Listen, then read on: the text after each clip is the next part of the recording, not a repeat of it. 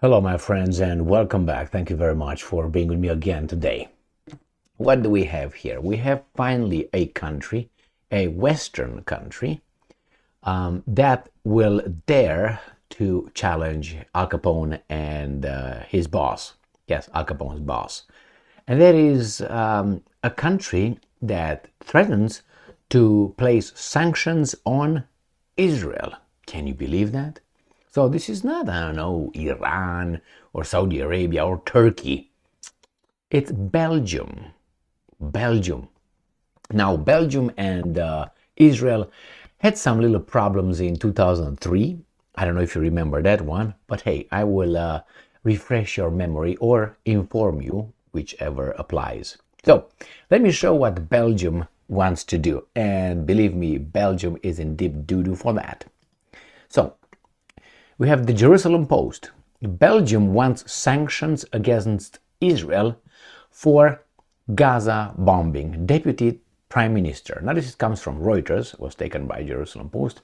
And this is the Belgian Vice Prime Minister and Minister of Civil Service and State-owned Companies, Petra de Sutter, is sworn in, blah, blah, blah, blah. So she is the one. Now we know that she is in big doo-doo now, correct? Correct. So Belgium's Deputy Prime Minister called on the Belgian government on Wednesday to adopt sanctions against Israel and investigate the bombings of hospitals and refugee camps in Gaza. And I'm, let me give you some something that probably you did not know. In Romanian, gaz, from Gaza, gaz means gas, but gas, like the gas, you're gassing people. Now, Gaza, if you say to Gaza, Gaza means to gas. That means to put gas on someone or on something. Anyway, what a paradox. And I'm quoting, or whatever you want to call it, and I'm quoting here. It is time for sanctions against Israel. The rain of bombs is inhumane, end quote. Deputy Prime Minister Petra de Sutter told Newsblad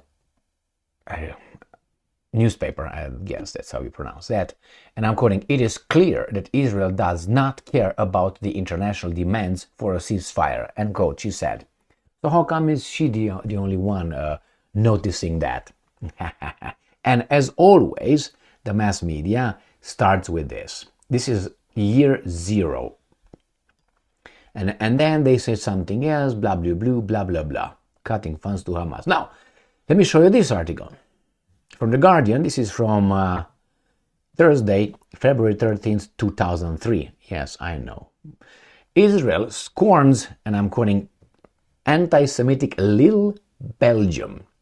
Now, I will, this is funny because you have like a person who's 5 feet tall calling someone who's 5.9, let's 5'9" feet tall, a midget.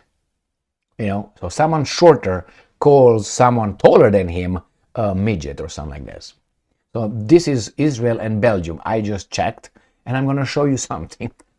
I will tell you why Israel called Belgium anti-Semitic, but let's go to this first. So I'm going to go to Belgium. Remember, Israel called Belgium little blah, blah, blah.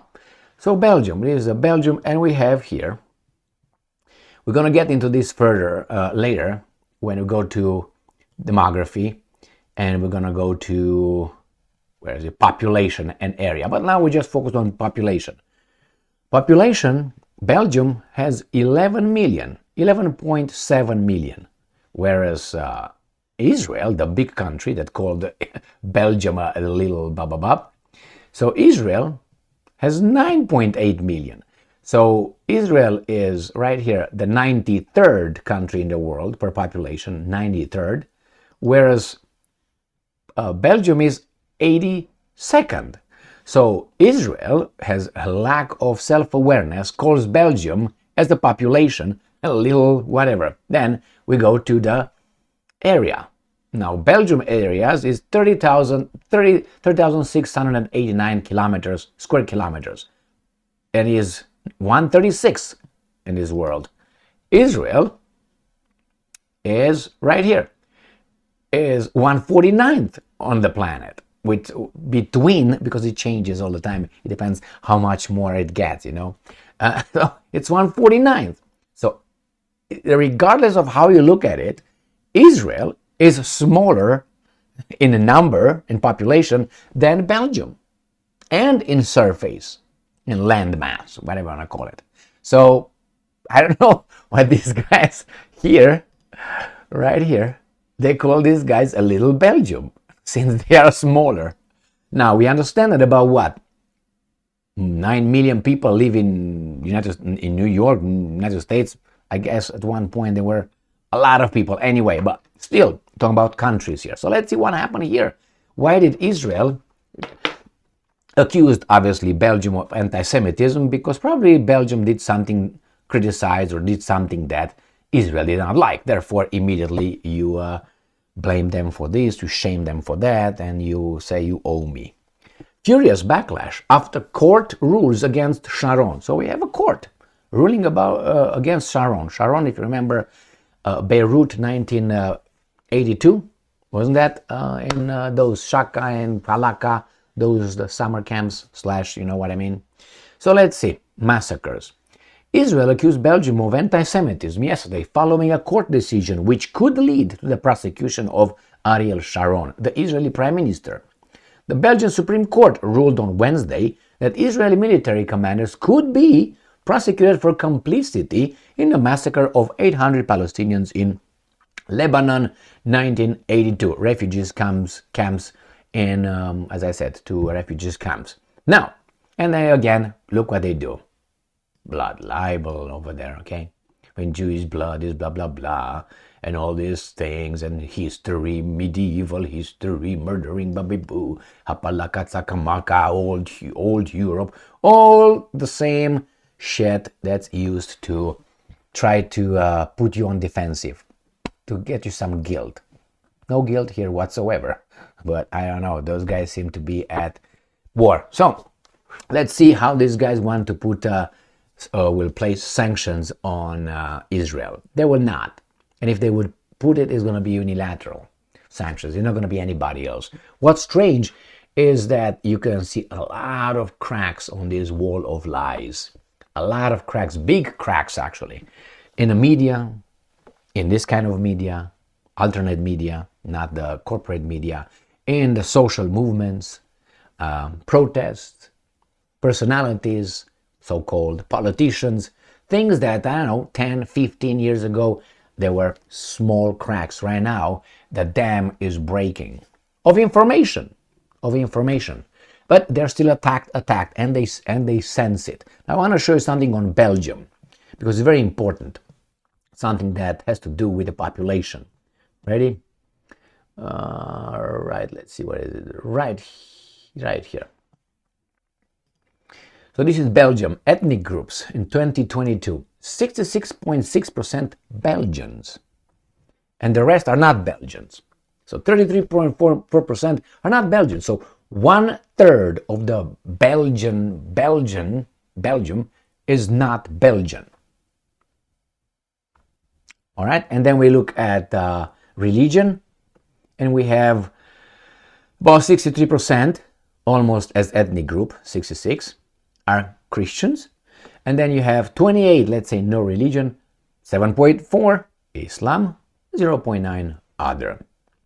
So maybe you should take into consideration this little thing here, that you are actually 66% Belgians, whatever Belgians you are, because if I immigrate to Belgium today and my children are born in Belgium, they will be Belgians, they will be the firstborn Belgians, they will be counted as Belgians, not Romanians.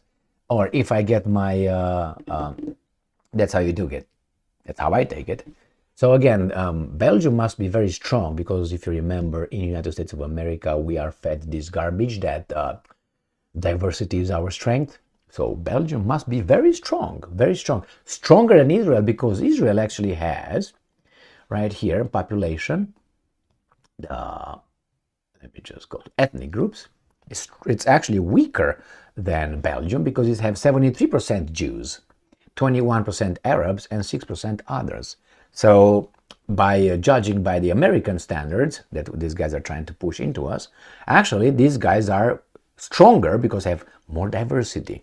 Okay, that means they're stronger. But on the other hand, if these guys have, what was the population again?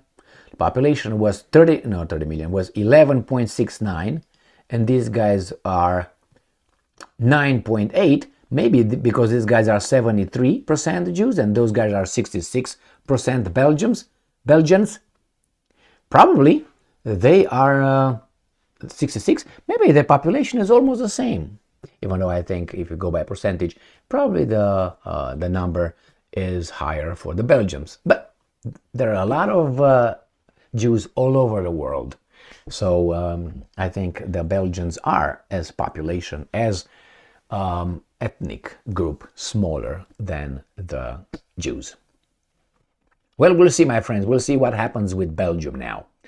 But I suspect that there will be other countries, not only from an East Asia, that join forces with some countries in the Middle East who say, well, what's going on here? You blow up hospitals and neighborhoods and kill kids and so on, and it can't be all Hamas. And if you say they are using them as human shields, I gave you this analogy with a guy who has a hostage and holds it, right, like this. You're not going to shoot through the hostage into the guy, would you? No, you don't do that. So remember, when you have a criminal holding a hostage, you don't shoot, okay, give me the bazooka, boom, you kill them both and say, he used the civilian as a human shield, so I had to do it. I told them to leave, but they wouldn't want to leave. So you see, now this cannot be used as an argument. Well, Palestinians are still in Gaza. We told them to leave, and therefore it's their fault.